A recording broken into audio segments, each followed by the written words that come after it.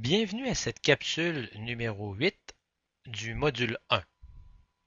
Cette capsule, la première d'une série de 3 sur les propriétés mécaniques, traitera de la dureté des matériaux. Contenu de la capsule. Dans cette capsule sur la dureté des matériaux, nous allons d'abord voir le principe de l'essai de dureté. Puis, nous allons parcourir ensemble les différentes échelles de mesure de la dureté. Finalement, nous allons effectuer quelques exemples de calcul de dureté sur l'échelle Brinell, Vickers, ainsi qu'une conversion d'une mesure de dureté exprimée sur l'échelle Vickers en mégapascal. Avant de débuter, quelques conseils. Il est essentiel pour tout technicien en métallurgie de comprendre les propriétés mécaniques de base des alliages métalliques. Dans la capsule numéro 8, 9 et 10, nous traiterons respectivement de la dureté des matériaux, de la résistance mécanique des matériaux et de la ténacité des matériaux. Il est aussi important pour vous, en tant qu'étudiant, et aussi lors de votre carrière, d'être en mesure de développer de bonnes habitudes de recherche d'informations sur les matériaux. Bien sûr, sur Internet, il existe une quantité phénoménale de sites sur lesquels vous pouvez trouver de l'information. L'important ici, c'est de déterminer les sources qui sont fiables de celles qui ne le sont pas. Il y a plusieurs références en format papier que je vous encourage à regarder. Il y a les handbooks de l'ASM, il y a les normes de l'ASTM. Ces deux types de volumes sont disponibles à la bibliothèque du Cégep de Chicoutimi. Nous avons aussi plusieurs handbooks de l'ASM au département de métallurgie. Vous pouvez aussi consulter l'Aluminium Association sur Internet pour des informations spécifiques sur les alliages d'aluminium. De façon plus générale, vous pouvez consulter le site de mathweb.com sur lequel vous devriez déjà avoir un compte utilisateur pour trouver des propriétés physiques et mécaniques des matériaux. Les 4 sources qui sont mentionnées ici sont fiables. Principe de l'essai de dureté. D'abord, avant de passer à l'essai, il faut définir ce que signifie un essai de dureté. La dureté, c'est la résistance que présente un matériau à la pénétration. On utilise une bille ou une pointe diamantée, conique ou pyramidale pour effectuer le test. Voyez le principe de l'essai ici. Lorsque l'on mesure une dureté en Brinell, nous utilisons une bille, généralement de 10 mm de diamètre. Le duromètre a pour fonction d'appliquer une force sur la bille, laquelle va pouvoir déformer la surface du matériau. Ce qui nous intéresse, c'est de mesurer le diamètre de la déformation sur le matériau. Ensuite, à partir du diamètre mesuré, du diamètre de la bille et de la force appliquée, on va être en mesure de traduire ces 3 informations-là en une seule, c'est-à-dire une dureté sous l'échelle Brinell. Pour ce qui est des pointes diamantées, c'est le même principe. Dans le cas des HRC ou des HRA, nous allons mesurer la profondeur de l'empreinte. Dans le cas des duretés Vickers, nous allons mesurer les 2 diagonales formées par l'empreinte. Une diagonale comme celle-ci et une autre diagonale comme celle-ci.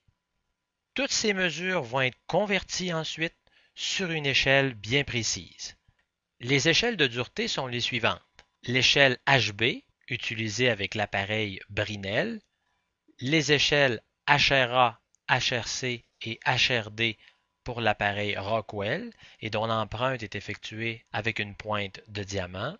Nous avons aussi l'échelle HRB et HRF, toujours avec l'appareil Rockwell, mais cette fois on effectue l'empreinte avec une bille d'un 16e de pouce. Et il y a l'échelle HRE pour laquelle on effectue une empreinte avec une bille d'un 8e de pouce. Finalement, pour les duretés Vickers et Knoop, on utilise un diamant pyramidal pour effectuer l'empreinte. Vous voyez ici quelques images prises dans le laboratoire du département de métallurgie et qui représentent chacun des équipements. Dans le cadre de différents cours lors de votre formation, vous aurez à utiliser ces équipements de façon autonome. La première question que l'on doit se poser avant d'effectuer un essai de dureté, c'est l'appareil à utiliser. Est-ce qu'on doit d'abord utiliser un appareil de type Brinell, Rockwell ou Vickers? Voyez ici, pour l'appareil Vickers en bas, on dit que comme application, tous les matériaux peuvent être mesurés avec ce type d'appareil. Par contre, lorsque l'on prend une dureté avec Vickers ou encore une dureté Knoop, il nous faut préparer un échantillon et on sait très bien que le diamètre de l'empreinte va être très petit et très peu profond sous la surface de l'échantillon. Qu'est-ce qu'on veut caractériser? Est-ce qu'on veut caractériser une phase dans le matériau ou on veut caractériser l'ensemble du matériau? Si on veut caractériser l'ensemble du matériau, il va falloir passer à une autre échelle. Par exemple, dans l'échelle Rockwell. Dans l'échelle Rockwell, il existe 6 échelles différentes. 3 échelles utilisant le cône de diamant et 3 échelles utilisant une bille. Alors vous voyez à droite ici les différentes applications. Généralement, c'est l'échelle Rockwell C qui est utilisée entre 20 et 60 HRC. Cela couvre la majorité des aciers ayant une teneur d'environ 0,4% carbone jusqu'à 1% carbone. Une autre échelle qui est beaucoup utilisée avec l'appareil Rockwell, c'est l'échelle Rockwell B, juste ici. Donc, au lieu de faire une empreinte avec un diamant, on va faire une empreinte avec une bille de 1/16e de pouce. On l'utilise pour les laietons, pour les aciers à faible résistance et dans plusieurs cas pour les aluminiums alliés traités thermiquement. Donc, retenez l'utilisation de l'échelle HRC et HRB. Cela couvre généralement 80% de nos besoins. Du côté de l'appareil Brinell, pour une bille de 10 mm, c'est la charge que nous allons adapter en fonction des matériaux. On peut utiliser une charge de 500 kg, de 1000 kg, de 2000 kg ou de 3000 kg. Il existe des annexes qui font la correspondance entre le diamètre de la bille, la charge et le diamètre de l'empreinte. Généralement, pour la majorité des besoins, si on utilise une charge de 500 kg pour les matériaux non ferreux, comme par exemple les aluminiums et les magnésiums, et qu'on utilise une charge de 3000 kg pour les fontes et les aciers, on vient de couvrir encore une fois 80 à 90% de nos besoins. Dans tous les cas, consultez les méthodes appropriées de travail de chaque appareil pour plus d'informations. Dans le laboratoire, vous allez voir que pour chacun des équipements, on a construit ce qu'on appelle des MAT, des méthodes appropriées de travail. Et dans chacune, on a un tableau qui vous indique quelle charge vous devriez prendre en fonction du matériau. Retenez cependant qu'il faut toujours connaître la nature du matériau et une idée approximative de la dureté. Pourquoi? Eh bien, si vous prenez un aluminium pur et que vous ne savez pas qu'est-ce que vous mesurez et que vous utilisez l'échelle HRC, vous allez obtenir une valeur en erreur. Alors, il faut au minimum savoir le type de matériau et une approximation du traitement thermique qui aurait pu être effectué. Ce premier exemple vous permettra de calculer une dureté sur l'échelle Brinell. On répète l'essai. L'appareil appuie sur une bille de 10 mm de diamètre une certaine force. Après le temps d'application prescrit, on remarque une déformation à la surface du matériau. Avec une loupe, on mesure le diamètre de cette déformation et on effectue le calcul montré juste ici.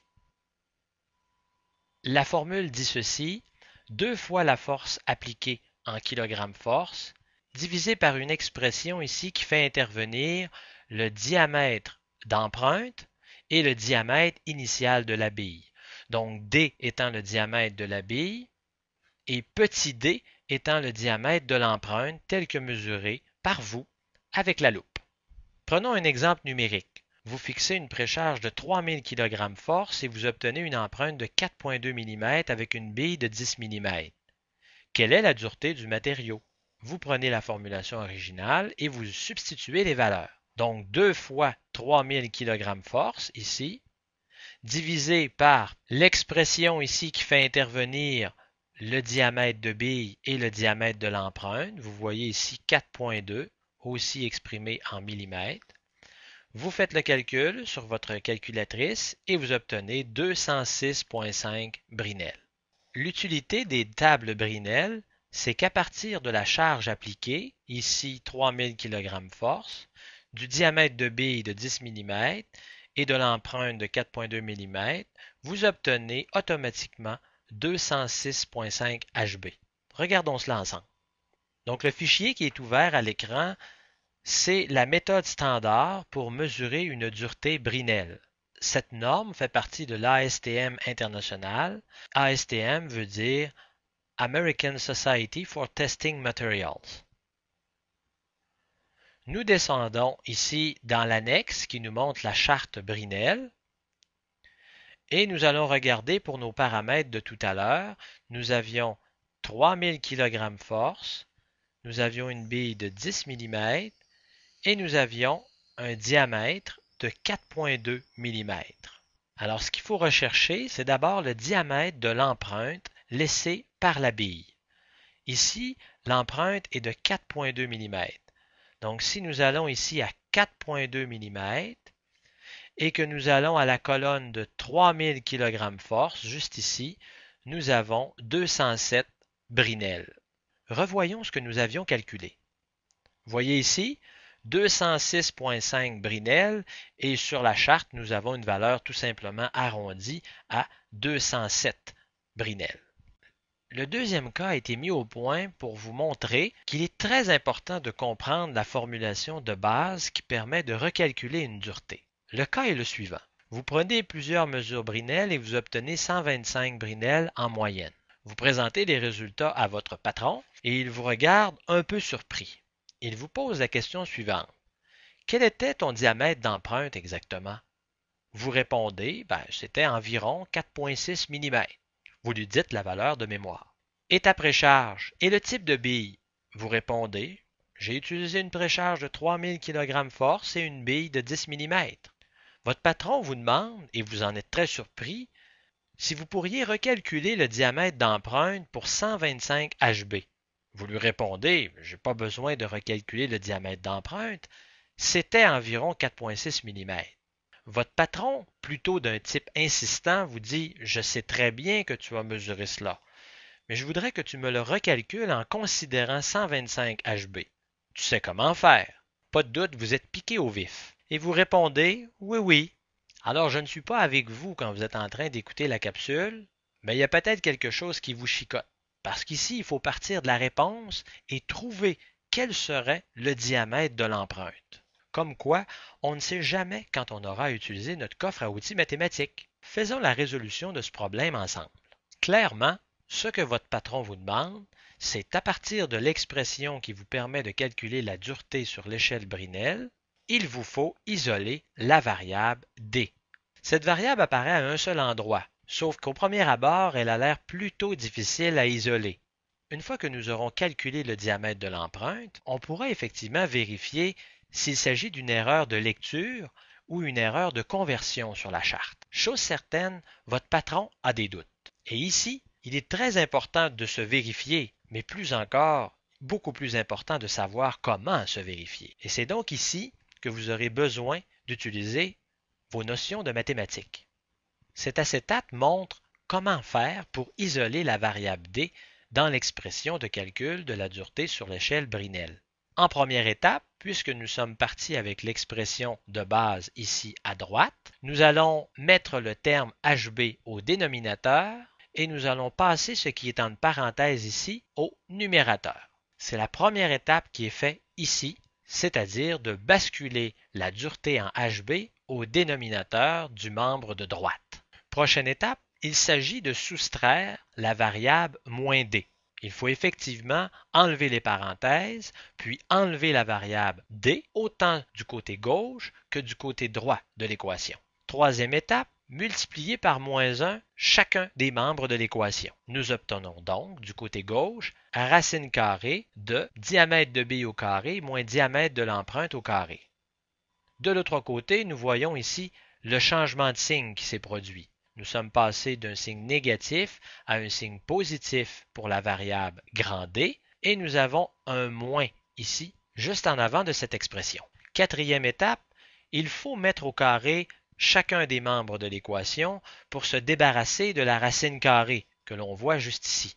Cinquième étape, on soustrait la variable grand D au carré de chaque côté de l'équation. Nous nous retrouvons donc du côté gauche avec moins petit d au carré. On a presque fini, ça avance très bien. Comme sixième étape, on multiplie chaque côté des membres de l'équation par moins 1. Puis, on extrait la racine carrée pour chacun des membres de l'équation, ce qui vous donne une expression pour le moins barbare. Ensuite, vous allez substituer les valeurs, donc 125 HB, 3000 kg force, 10 mm de diamètre de bille, et vous allez calculer 5,3 mm. Vous vous rappelez la valeur que vous aviez indiquée à votre patron? C'était 4,6 mm, et selon les données qui sont ici, vous avez plutôt 5,3 mm. Alors c'est sûr, il y a un problème. On refait l'analyse. Dans cet exemple, vous avez 125 HB pour une bille de 10 mm, une charge de 3000 kg et une empreinte de 4,6 mm. Votre patron vous regarde d'un air surpris. C'est que la dureté, selon lui, est sûrement erronée. Et quand on parle de dureté erronée, c'est le chiffre, c'est le 125 HB. Si la dureté est erronée, c'est que probablement vous avez mal associé la charge, la bille et le diamètre d'empreinte en consultant la charte de conversion Brinell. Revoyons encore une fois la charte provenant de la norme ASTM E10-01. Si vous avez mesuré un diamètre de bille de 5,3 mm, juste ici, vous avez donc une dureté de 125-126 Brinell. C'est la dureté que vous aviez indiquée à votre patron. Sauf que vous avez associé 125 dureté Brinell avec 4,6 mm d'empreinte. Or, à 4,6 mm d'empreinte, nous avons plutôt 170 Brinell. Est-ce que vous comprenez pourquoi votre patron vous regardait d'un air assez surpris? 125, ce n'est pas 170 Brinell. En conclusion, vous auriez dû mesurer 5,3 mm pour obtenir une dureté de 125 HB. Donc, si vous êtes certain que vous avez mesuré 4,6 mm, il y a certainement une erreur d'association qui a été faite sur la charte. Parce que 4,6 mm, ça correspond à une dureté de 170 HB et c'était probablement la valeur attendue par votre superviseur. Ce qui a été utile en manipulant l'équation qui permet de calculer les duretés Brinell, c'est que vous avez pu comprendre l'origine de votre erreur. Vous avez donc compris que pour un diamètre de 4,6 mm, ce n'est pas possible d'avoir 125 de dureté Brinell. Soit l'erreur vient du diamètre d'empreinte, soit il y a eu une erreur d'association sur la charte. Troisième cas, il s'agit de calculer une dureté sur l'échelle Vickers. Alors lorsque vous utilisez l'appareil de microdureté, vous appliquez une charge qui est relativement faible et cette charge, on la symbolise par le symbole F, juste ici. Une fois l'empreinte effectuée sur le matériau, et c'est une empreinte de type pyramidal, vous mesurez le plus précisément possible les deux diagonales, c'est-à-dire la première diagonale ici et la deuxième diagonale juste ici. Pour ce faire, vous avez ici en mauve des lignes directrices que vous allez superposer à l'extrémité de chacun des coins du losange. Ce que le logiciel de calcul fait, c'est qu'il considère les deux diagonales, il effectue une moyenne, puis vous calcule la dureté sur l'échelle Vickers. Voyons ensemble. La formulation qui vous permet de calculer dans l'échelle Vickers la dureté est 1,854 multiplié par la force divisé par le diamètre moyen de l'empreinte au carré. Si nous faisons un exemple numérique, et vous auriez une charge d'application de 100 g force et un diamètre moyen de 30 microns, vous auriez une dureté de 206 Vickers. C'est bien important lorsque l'on calcule de mettre le diamètre en millimètres, comme il est bien important de mettre la force appliquée en kilogrammes force. Donc, si nous avons 100 g force, en kilogrammes force, nous avons donc 100 sur 1000, ce qui fait 0,1 kg force. C'est bien important, sinon vos calculs n'arriveront à rien. Quatrième cas, quelqu'un vous demande de convertir une dureté HV en mégapascal.